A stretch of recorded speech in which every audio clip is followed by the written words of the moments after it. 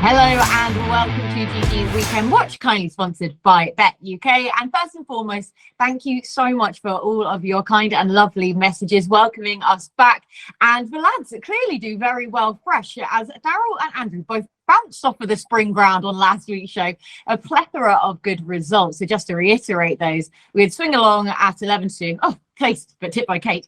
Anna Vanina 30-2, placed tipped by Andrew and Kate. That's all right, Gino. Won at 8-1 as Daryl's nap. Jimi Hendrix 9-2, one tipped by Andrew. Kitty's like 9-2, one tipped by Daryl. And Mustazid 9-2, also one tipped up by Daryl. Very well done, lads. More of the same this week. And we are on to this weekend's action because it is the jump season finale at Sandown. A finale for all of a couple of days because then the season starts again on Monday. But who needs a day off in this game? But we also have a couple of races at Haydock and Leicester on the flat as well to look forward to. So plenty to go to war with. And we begin at Sandown with the Novices Championship final handicap hurdle for 4-year-olds and over 2 miles at 105.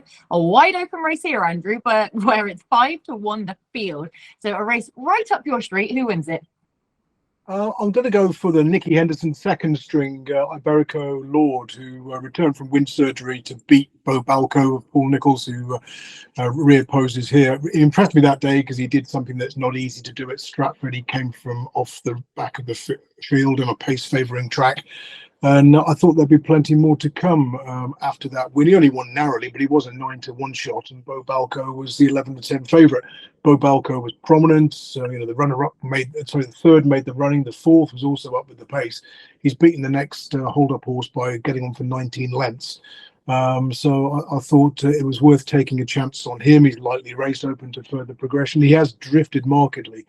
Since the betting opened. I think he was 8-1, anti-post earlier in the week when we didn't even know the final decks. He's now 12s.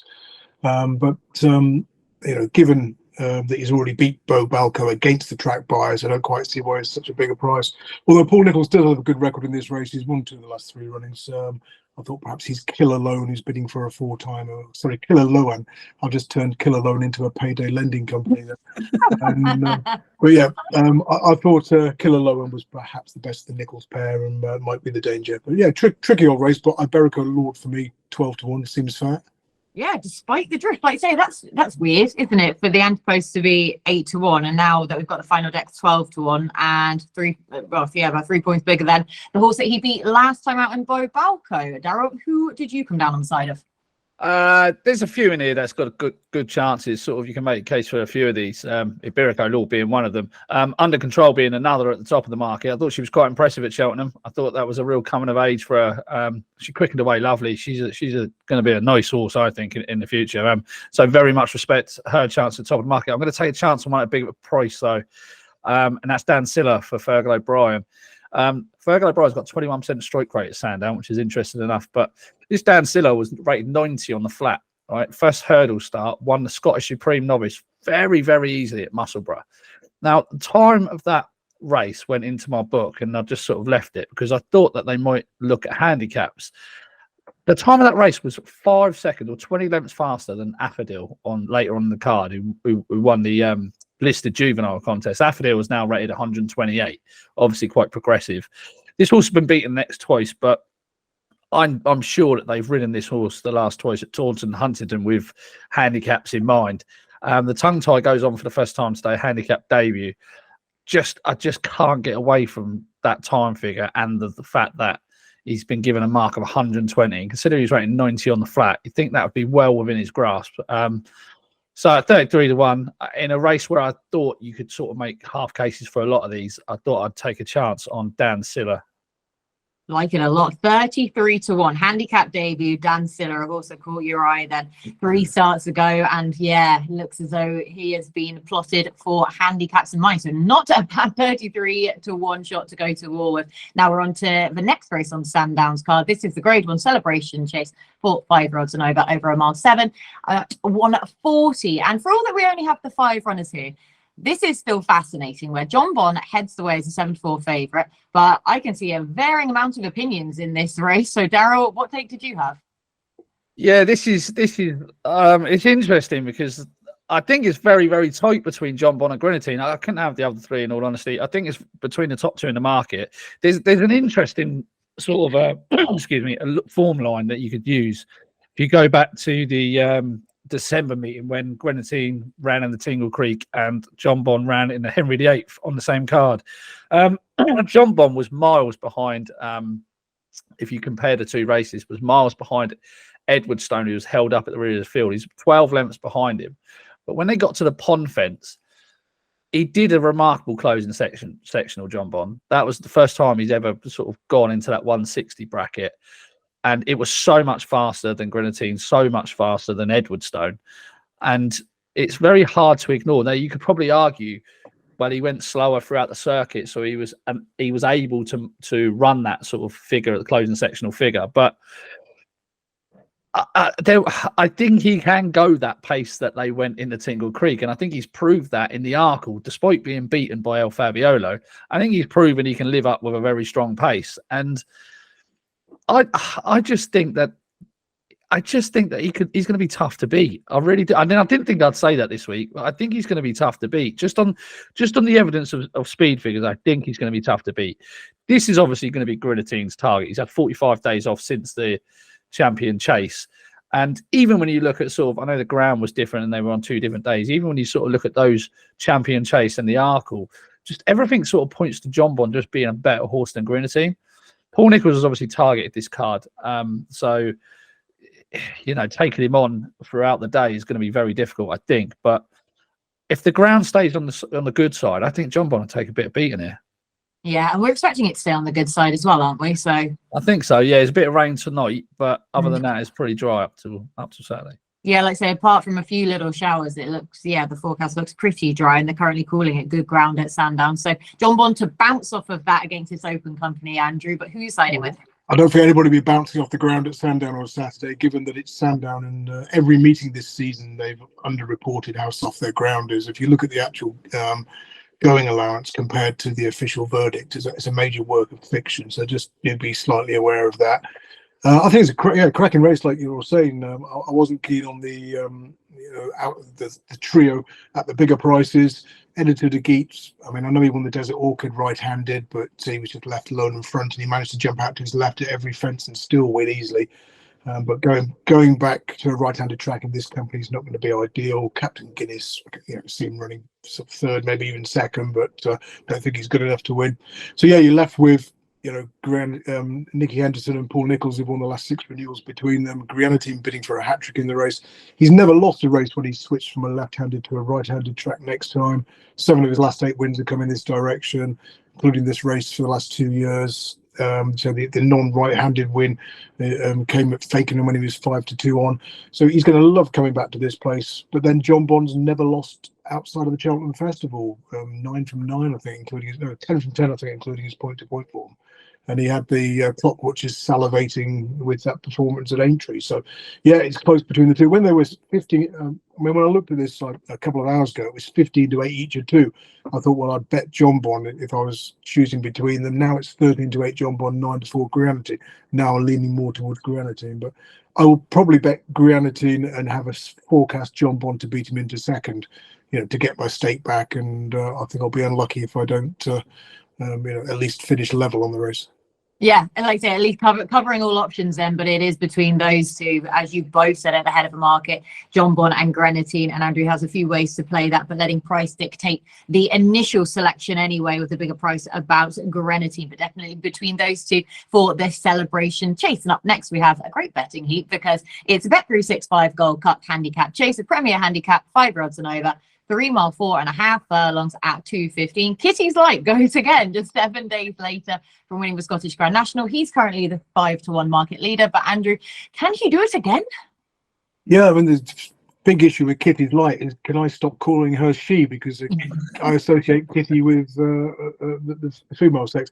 You can't associate anything with any sex nowadays, Andrew. You should know that. You can't do that anymore. Good point.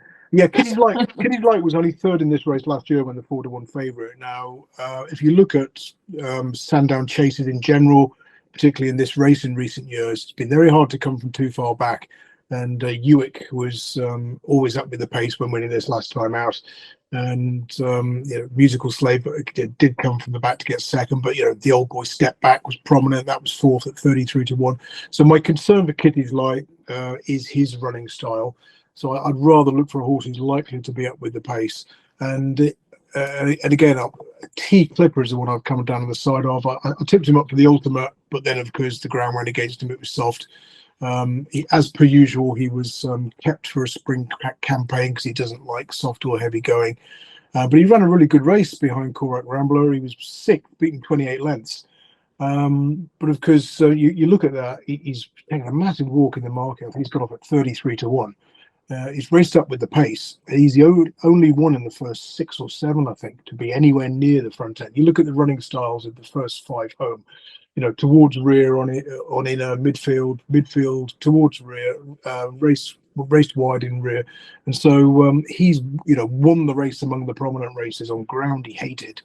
Obviously the form received a timely boost with the winner, but if it is no worse than good to soft, then I certainly want to be with T Clipper each way here.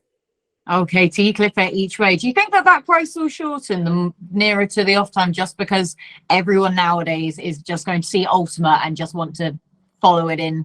Yeah, possibly. I mean, I threw a few quid on him at 14s on Monday, and then because he's still 14s now and he's a definite runner, so it just shows the folly of anti-post betting most of the time. But we're getting extra places now as well, so.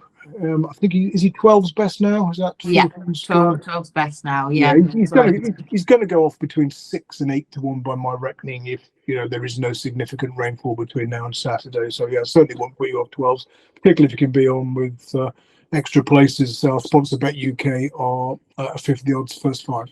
Perfect, first 5 then, and 12-1 currently about T Clipper. I just wondered that obviously with Korak Rambler now being dubbed as the greatest horse in training, it might well be, who knows, but Fast or Slow obviously doing marvellous things for the ultimate form at Punchestown yesterday in the Punchestown Gold Cup. So I just wonder if as soon as people see Ultimate, Daryl, that people might just storm in then with a horse such as T Clipper, who did run solid races, as Andrew said. But who do you like? Yeah, probably be the same with the Goffer as well. For Gordon Elliott, Irish horse coming over in the ultimate. I like certainly Red at around 12-1. Caelan Quinn takes off £5, which I think is very handy. I don't know why they sent him over hurdles last time at Ascot, but I think it just might have been a bit of mark protection in terms of eyeing up something like this. Obviously, this is a 90-gram pot, so this is a big pot. He's just been in flying form. At Wincanton, when he beat Golden Sovereign, he had so much in hand at the finish crossing the line. I just thought, Jesus, he's improved a ton. His jumping used to be the issue, but they sent him to Henrietta Knight and seems to have turned a corner, and hopefully he's still in the same rich vein of form, and I think he can go well. He was a good winner here back in January over Gemarond, who's an improving horse, and he won that with any amount in hand of 127. Not that much higher in the weights inclusive of the claim, so I thought he'd go well. And like Andrew said, he's a prominent racer to an extent, so he won't be too far back. I'll tell you one that will be too far back, and that is Revels Hill, who's second favourite here. This horse has got issues. He's got something wrong with him, right? He needs to be delivered very, very late. And I think Nick Schofield got a right good bollocking at Exeter for his ride there. He lost the race on Coolvala. We tipped him that day. He trained very short in running. And he was headed and then ran on again, and then got to the front again and then was headed. It was a bit of cat and mouse. He just didn't want to put his head down. So I would just be a little bit wary of backing him as a second favourite in a race like this. Yeah, so note of caution then about Revels Hill, but your main play though, you're going to side with certainly Red, back over fences again here, but also as you say, Bogoffer was in that ultimate, did pull up on his next up, but another one potentially just to watch in the market here for Gordon Elliott. And I am also on the prominent racer bandwagon, a horse that now has proven that he doesn't have to make all though. Dear old Annsam, who I've had a tricky relationship with throughout this entire season because he was so impressive 3 starts back when winning at Kempton, where he just got into that great jumping rhythm on the front end, which certainly, as we know, suits Kempton over fences. And he wasn't catching in that race, same race that was contested by both Kitty's Light and Tile Tapper. I still think it's a smart horse in behind, but he couldn't back it up on his next start, back over the same course and distance. I knew my fate straight away. I knew it going into the race, to be honest with you. There was so much pace on in that race, and he just went a million. How sick I would you tipped be? him up. I tipped him up for the Oaksey chase later on the card, thinking, well, he needs a small field, so surely, or prefers small fields, so surely they'll go for the 250 race, albeit over a trip short, too short for him. So I'm a bit gutted to see him running in this. So I'll be even more gutted if he wins. But I'll give him a cheer for you if he does. I'm delighted to see him in this. How because sick would you Hewick's gonna win be that if anyway. Willow beats him, Kate, by a head? No, could you imagine if suddenly my full season does a entire turnaround and all of my toxic relationship horses come back to bite me in the ass to beat each other in the wrong order? I will be absolutely fuming. Hopefully, though, this will tee itself up perfectly for him, because at least at Ludlow last time out, he proved he doesn't have to make all. And he jumped those fences, unlike a lot of his rivals, beautifully. And they're some of the trickiest fences in the entire country, as we know, at Ludlow. So I'm hoping the £7 rise won't find him out. Prominent running style. Hopefully, then that will suit him again. But he doesn't have to make all as such. He can just take the Hewick roll this time around. And Arillo can... if he comes and pinches him, I swear to God, I'll give up the game there and then. Right, on that fabulous note, we're on to the 250, the grade 2 Oaksey chase. 4-5 Rodden over 2 miles, 6.5 furlongs at 250. Hewick returns after winning the aforementioned Bet365 Gold Cup last season, but it's a graded race this time around. So, Daryl, does he win again at Sandown? God, geez, yeah, he's a bet of the day, isn't he? Surely. Yes! My goodness me, he's effectively because of the penalty system in this race. He's basically £12 clear of anything else in the race. Hopefully gets his decent ground that he likes. Like, he was running the blinder in the Gold Cup. I thought he's on the sharp end of a grueling pace that day. He would have finished 5th at worst in the Gold Cup, well ahead of Eldorado Allen. He's a progressive horse. He's won on the card last year. That form's worked out well. Obviously, we mentioned Kitty's Light was well back in third. Like, what's not to like? I mean, he would have ran in the Punchestown Gold Cup if it wasn't the ground didn't go against him last week. And now he's in the Oaksey chase, a grade 2. And his second favourite is Solo, who's dictated his only 2 wins this season.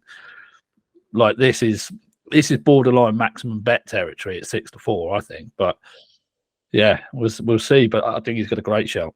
Right, I think I may be going first when we come to the naps at the end of the day, because I feel I need to Bagsy one, but 6-4 just looks a given of a price. I totally agree with you about Hewick here, a horse I adore. We know he wants to bounce off the good ground. What a brilliant, enterprising bit of campaigning this horse has had through his entire career since he's been with Shark Hanlon anyway. And like I say, he was running an absolute blinder. He did take a bit of a pearler of a fall. That's my only real concern about him, but he's such a likable, consistent type. I'm hoping that the confidence isn't going to have been that knocked from it. He's had a 43-day turnaround from that anyway. So, Hewick, I know that jumping has been a little bit of a frailty of his on occasions, but, even when he won at Sedgefield back a couple of seasons ago now in the Durham National, he busted fences left, right, and centre and still just managed to plough on. So it's never something I'm massively concerned about, even though he has fallen unseated in 2 of his last 3 starts. But yes, it will be Hewick for me as well. So, Andrew, care to make it a hat trick?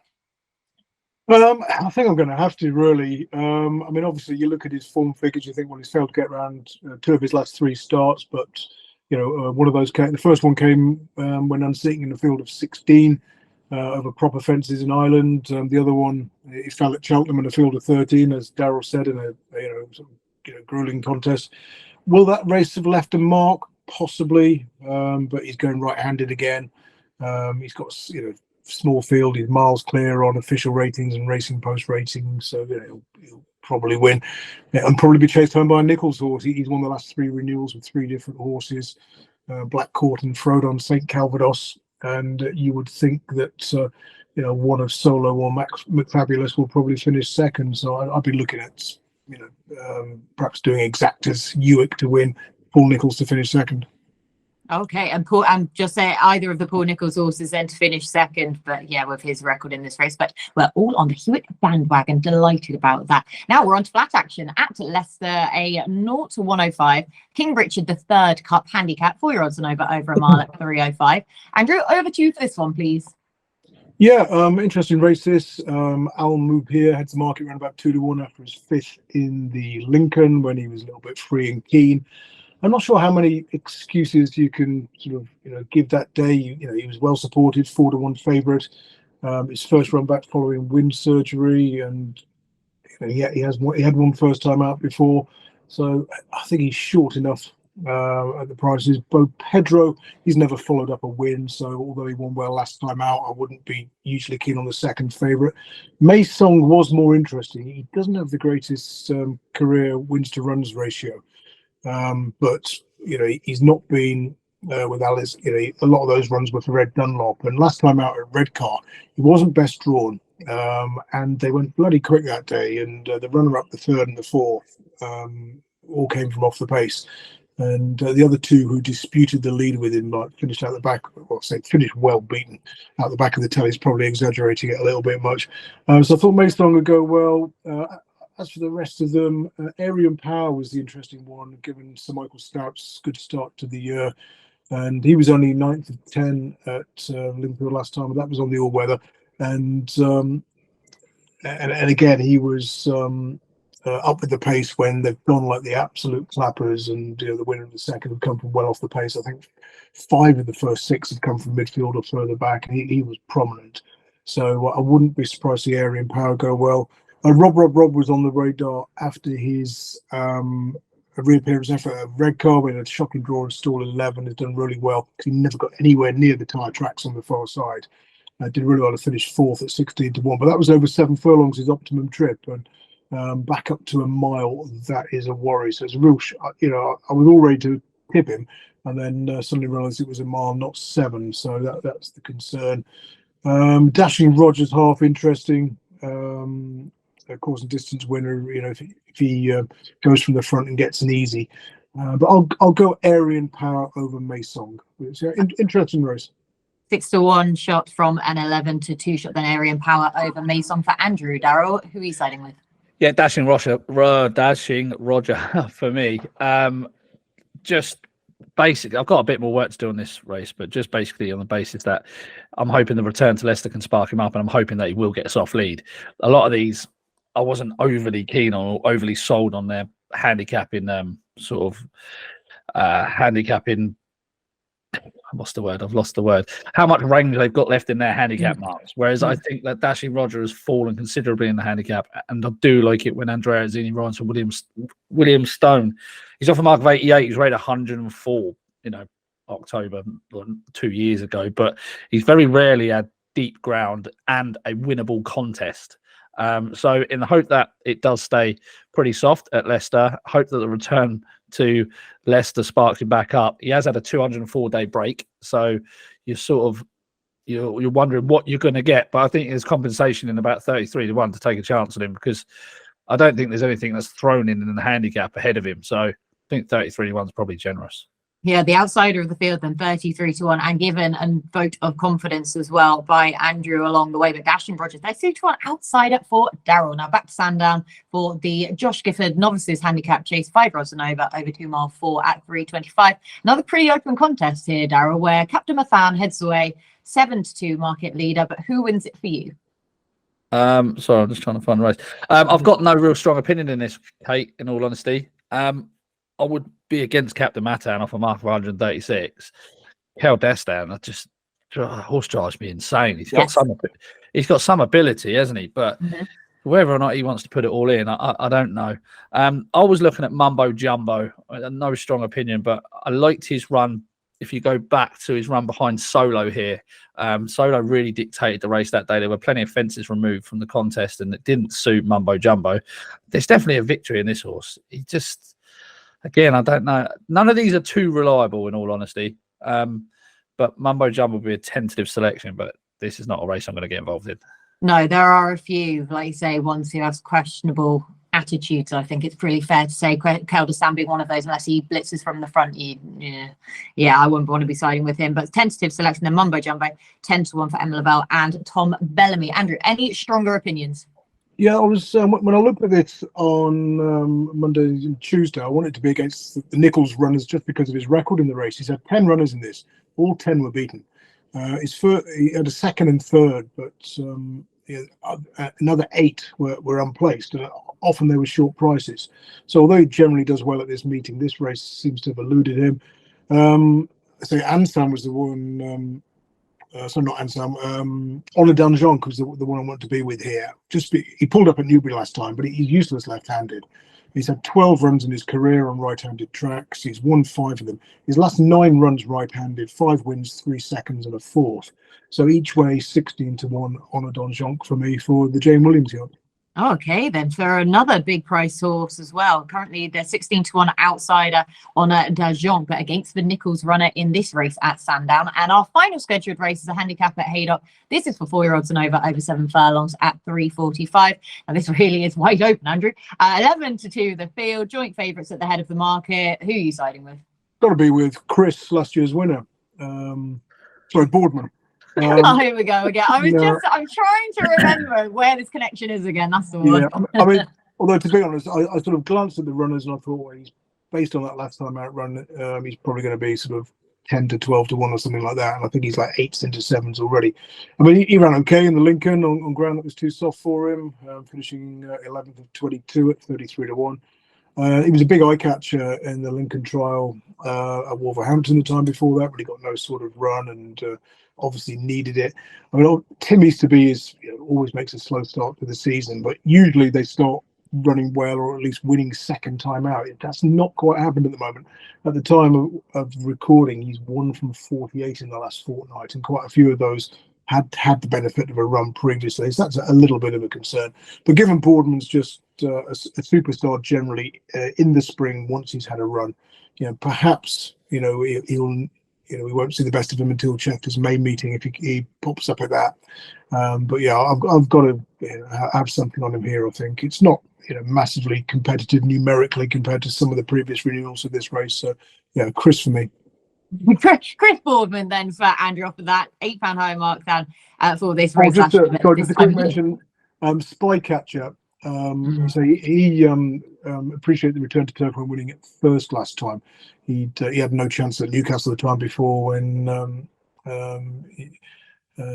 his final start last year. I think he was on the wrong side of the track, and then he was sort of roughed off for like best part of 10 months. So there's obviously something missed that day. But just be careful, because on the Racing Post website it says he's been gelded since that 22nd of April first run. But he obviously hasn't, because it's that was like 5 days ago, and you're not going to geld a horse and then bring him back a couple of days later. So he was obviously gelded before that, but there's been some sort of administrative cock up, and it hasn't been recorded on the right date. So don't let the recent gelding put you off Spycatcher, not Spaycatcher. That might be more appropriate. That would be, quite topical, wouldn't it? It says the 22nd of March on mine that he was gelded. On the Racing Post website, it's the 26th of April. Oh God, when he ran on the 22nd of April and won. So that seems a bit of an odd one.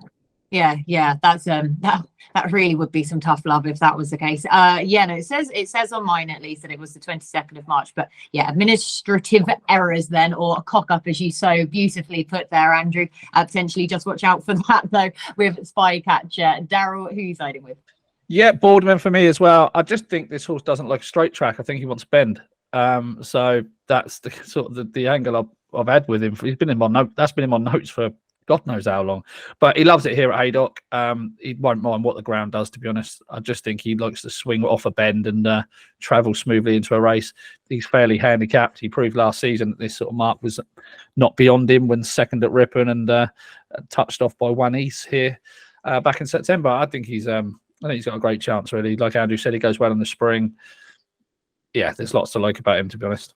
Chris Boardman, round a bend, 7-1 then. So you're both in the velodrome. Yeah, exactly. Yeah. Get into a velodrome and he's happy out. Nicely done, guys. Puns aplenty. Right, Daryl, I'll go back to you, please, for anything from anywhere else. Oh, Jesus, I wasn't ready for this. Andrew? I'll give you a second. Yeah, Haydock 420, Paul Roger from Michael Dodd's yard. Ran in the Royal Mile handicap at Musselburgh last time. First run since being gelded. That race we know is a front runner's benefit. And you look at that, Finn's Charm, the Mark Johnson runner, was up, made most from stall 2. The runner up was prominent from stall 1. Paul Roger came from the rear of midfield, did second better the hold-up horses.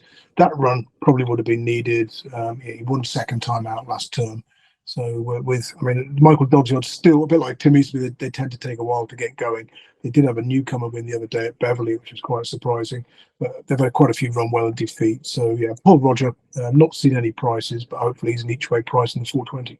No, so I haven't seen any prices yet in that 420 at Haydock, but Paul Roger in a race full of yellow colours as well. So nice commentator's dream that race is going to be. Daryl, did you find anything? Yeah, 155 Leicester, Desert Master. Really, really interesting horse on the back of his debut run. He should take a world of beating in that race. In a 350 at Punchestown, it's the Mayor's Champion Hurdle.